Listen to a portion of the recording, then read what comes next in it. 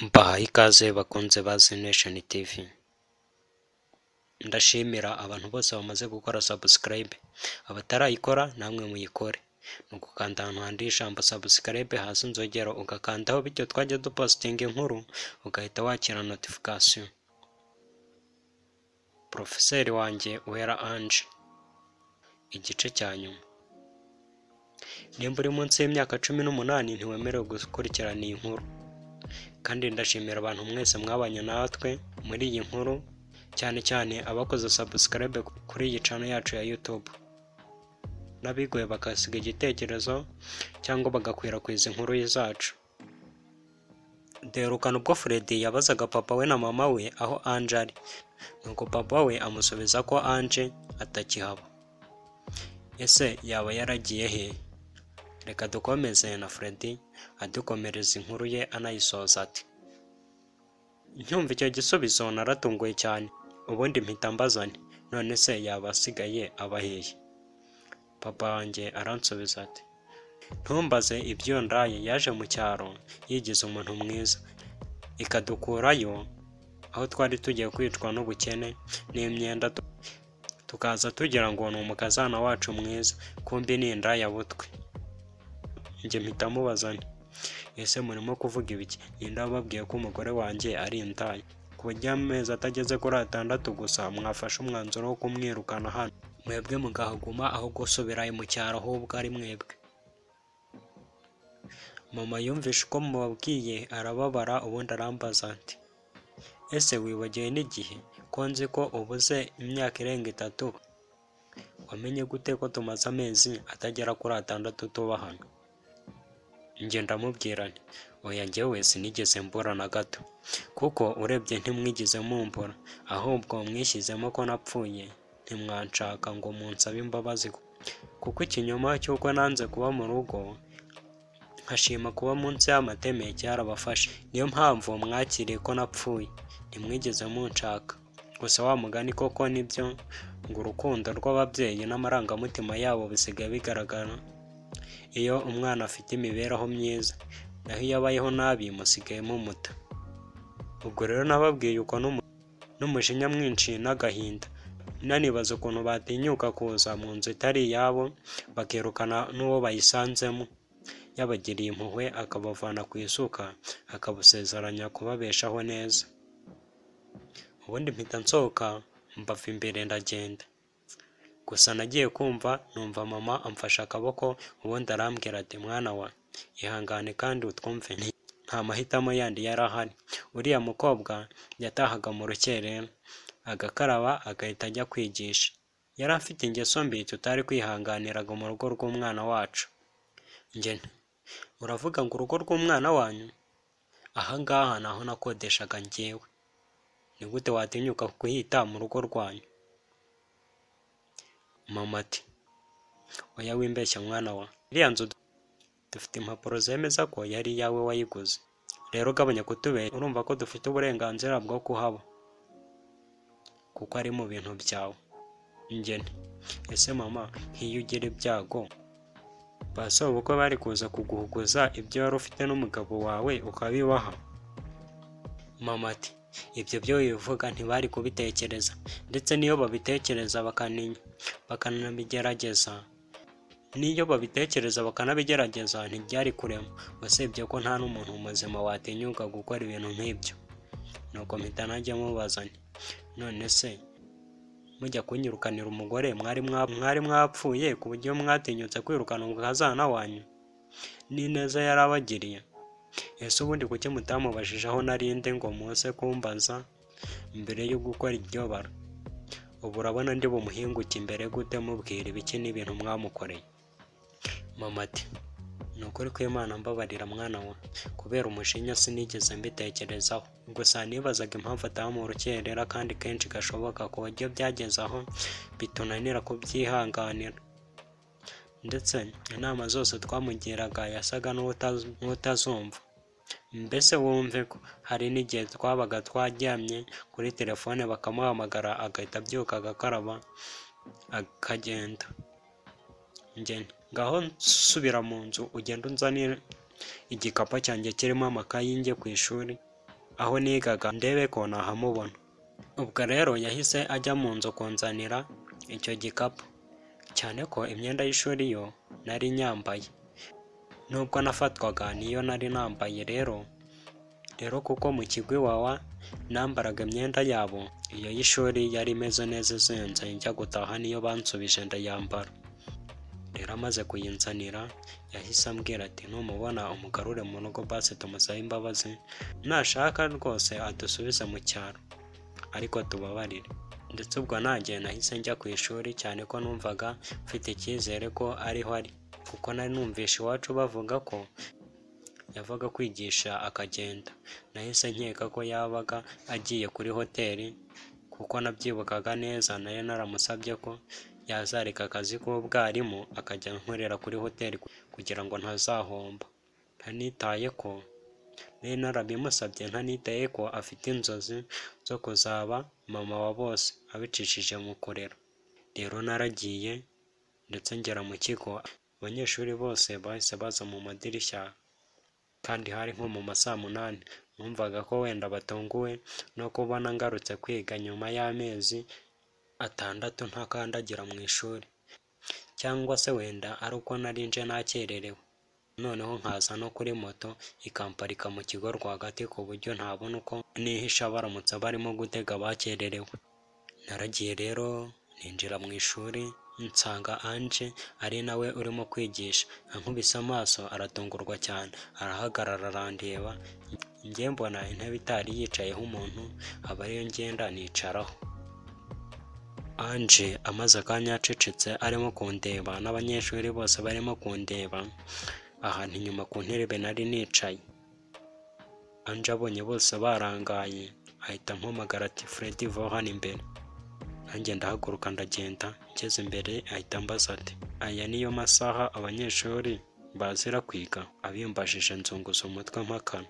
Ndangije ndavuga nti ntabwo ari cyo gihe, ariko nyine impamvu ni uko ntararangiza kuvuga nca mu ijambo ansaba guceceka. Ubundi nanjye ndamwumvira, nca bugufi ndapfukama, amavi ageze hasi ndavuga nti ni amakosa yanjye umbabarire, gusa nanone nabaye umunyantege nkeya sinirinda, niyo mpamvu mpora nza nanakererewe. Ubwo namubwiye uko ndaceceka, nawe ntiyagera icyo avuga, ahubwo asa nk'uwunyirengagije. Arakomeza asobanura ibyo yari arimo gusobanura. Hashize nk'iminota 30 mfukamye, yaje imbere yanjye ampereza ikiganza ndagifata, arankurura ndahaguruka. Arangije arambwira ati genda wicare. Ubwo naragiye ndicara, nifata ku itama ndamureba cyane ko nari namukumbiye, gusa nawe yageraga aho akanyuburaho amaso, ndetse akazenguruka mu ntebe hagati, yangeraho akamfatishaho ikiganza mu mutwe cyuzuyemo ingwa, se ukumpindanya mu mutwe yivayo. Gusa amasaha ye yo kwigisha yarashize, barasona asohotse ahagarara hanze, nuko nanjye mbibonye mpita musangayo muhagarara imbere. Abura uko yifata, abura ubumpobera, abura ubumpa ikiganza, ahubwo mbona amarira amuretse mu maso. Nuko ahita ambwira ati genda ufate amakaye yawe uze duhurire mu modoka dutahe, sinategereza andi masaha naba napfuye. Ndetse ahita ampereza urufunguzo rw'imodoka aragenda, nanjye ninjira mu ishuri. Ubundi abanyeshuri bahita bose baza birukanka baza kumpobera, nuko bambaza amakuru yanjye naho nabaga muri cyo mbasubize, ahubwo mbabaza Alice na Marite aho bagiye, kuko ntabo narebaga mu banyeshuri bari bari aho mu ishuri. Gusa bataransubiza, uwundi muprofe yahise yinjira, abanyeshuri bose basubira mu myanya yabo, nanjye mpita nyerera ndasohoka. Ndebye ku modoka mbona Ange yantanzeyo, kandi yari yampaye kontake kugira ngo ari njye umutangayo. Naragiye ngeze ku modoka ndamukingurira arinjira, uwo shoferi ndakingura nanjye ndinjira. Ubundi ndebye mu maso ye mbona amarira yatangiye gutemba, mpita mwegera ndamukurura mwiyegamishaho, gusa aranga, ahubwo atangira kunkubita anambaza aho nari maze amezi 6 afungwa. Niyo mpamvu nabaye igihe nkemera gufungwa.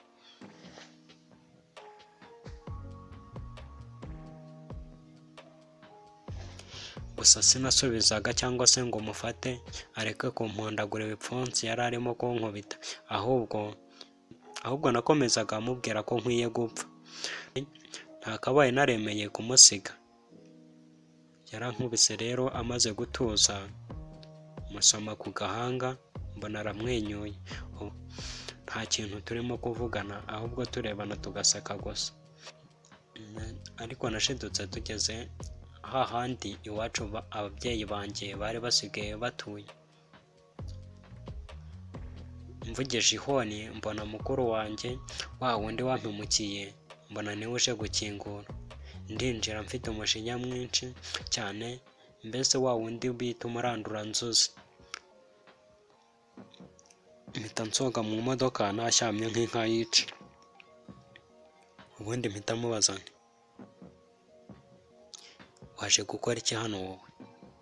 Nuko aransubiza ati ndabizi ko bidakwiye kuba naje iwawe n'ibintu nagukoreye, ariko nanone nk'umuvandimwe wawe naje kugusaba imbabazi kugira ngo twiyunge, mbese umuryango wacu usubirane nk'uko byahoze kera mu myaka nk'itatu ishize. Njye nti sha koko n'ibintu wankoreye, none ubonye ndiho barashakaga ko mpfa, none uraje ngo twiyunge? Abisi muri babijya pe. Mukuru wanjye ati petit frere, niba ukunda Ange wanyumva, kuko cyagiye njya guhura nawe nigize wowe naramurebye numva ndamukunze, noneho ndebye uburyo aganira imico ye numva namugubana akaba uwanjye burundu. Gusa nta kintu cyambabaje mu buzima nko kuba yarantaye mu buriri akaza iwawe mugakora imibonano mpuzabitsina kandi njyewe yanyemye. Byanteye ishyari ku buryo kubyakira byananiye, umutima w'umujinya umpatiriza gukora biriya, gusa nanjye ni ukuri sinabitekerejeho n'umujinya wabinkoresheje binanira kuwukontorora. Numvisha mbwiye uko ntekereza nanjye hagize umusore untwara Ange icyo namukorera numva njyewe nahita mwica. Mfata umwanzuro wo kubabarira mukuru wanjye, cyane ko isano y'amaraso ihoraho. Ndi ndebye ku ruhande mbona Ange yari arimo guhoberana n'ababyeyi banjye bamaze kumusaba imbabazi no kwiyunga. Ubundi duhita tujya mu nzu kurya no kunywa, na mushiki wanjye unkurikira abavuye kwiga, dore ko nawe yari yarazanye n'ababyeyi banjye, Ange akamujyana hahandi yigisha agakomeza y'amasomo. Nyuma yo kurya kunywa no kuganira muri rusange, njyewe na Ange twaribese tujya hanze muri jaride, nuko ahita ambaza ati ese mu by'ukuri wabaga hehe muri aya mezi 6 yose narakubuze? Nuko ndamubaza nti ese ntabwo uzi ko nari narajyanye iwawa mu kigo ngororamuco? Ange oya, kuri polisi ntibigeze bambwira aho wajyanywe, kubera nafungishije wa mupolisi mugenzi wabo wari ku kirego cyawe, byatumye banyuma amakuru. Njye ibyo wamukoreye narabimenye kuko twarafunganywe, gusa ariko numvisha abantu bavuga ngo iyi nzu yo kwa mama Marisa warayiguze. Ange aransubiza ati nyine kwa nyiramazu, wa wundi wigaga mu kigo cyacu bita Alice amaze gufungwa baraje bambwira ko bagiye kuyigurisha ngo baburanire umukobwa wabo warenganaga arekurwe n'ubutabera. Njye ubwo se koko umwana nk'uriya kuko ye baba baramushinje ko nshimye njyewe wenda ndi umuhungu? Abakobwa nako ndabizi wasanga wenda yarakuyemo inda. Ange ati nyine twaraperereje dusanga kamera yarerekanye uriya mukobwa ari ufite ka gafuka k'ibiyobyabwenge agashyira mu modoka yawe, gusa ngo ni Marite wari wakamuhaye ngo agashyire mu modoka yawe, gusa ntabwo yari azi ikirimo. Rero bivuze ko Marite ariwe byose wari ubiri inyuma. Gusa ikibabaje ni uko we yahise acika ubutabera, n'ubu bukaba bukimushakisha. Ubwo rero natunguwe no kumenya ukuri kw'icyo nafungiwe, menye neza ko Marite yashyize ibiyobyabwenge mu modoka yanjye ngo bamfunge abone uko antwara Ange. Nabyo ntibyamufasha, bituma ahubwo aba umunyabyaha. ubwo rero uwo munsi kugeza na n'ubu 2019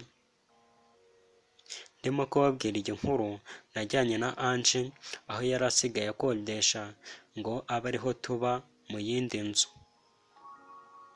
Ya nzu nabagamo tuyerekera ababyeyi kuko twari twiyunze na mukuru wanjye, dukomeza kujya duhura nk'amavandimwe kuko yari yarakiriye ko Ange atabuwe na gato. Ubu rero Ange turabana, gusa dutegereje ko dukwiza imyaka tukazajya gusezerana byemewe n'amategeko, tukabana nk'umugabo n'umugore ku buryo buzwi. Gusa muri ibi bihe by'iminsi mikuru turimo gupanga uburyo twazajya iwabo wa Ange kubabwira ibyacu.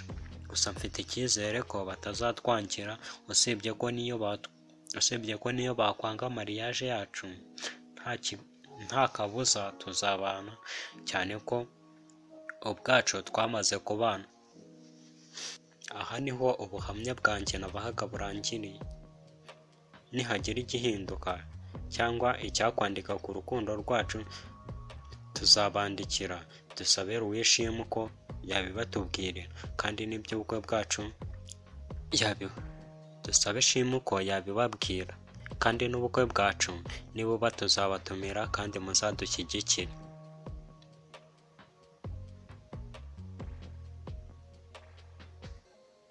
Murakoze cyane. Naha ubuhamya bwa Fred burangiriye. Nimba ushaka kubona izindi nkuru, nta kindi tugusaba gukora, ugukanda handitse ijambo subscribe, haza inzogera ugakandaho, bityo iyindi nkuru igiye gutangira yitwa Imana y'u Rwanda, ikubiyemo amateka y'u Rwanda, ko abanyarwanda basengaga, n'Imana y'u Rwanda ivugwa iyo ari yo muzi mu bitabo gusa. Uyu munsi niyo tugiye kuva imuzi amateka yayo, kugira ngo ritazagucika. Nta kindi usabwa ni ugukora subscribe ku bakunzi b'amateka nyarwanda. Harimo byinshi waba utaramenye. Ndahamya ko hari byinshi abantu benshi mutaba muzi ku Mana y'u Rwanda, uburyo yabayeho, aho itandukaniye n'Imana ya Isirayeli, n'impamvu ariyo Mana yonyine yakabaye isengwa kuri iyi si. Ciao, bye, ndabakunda.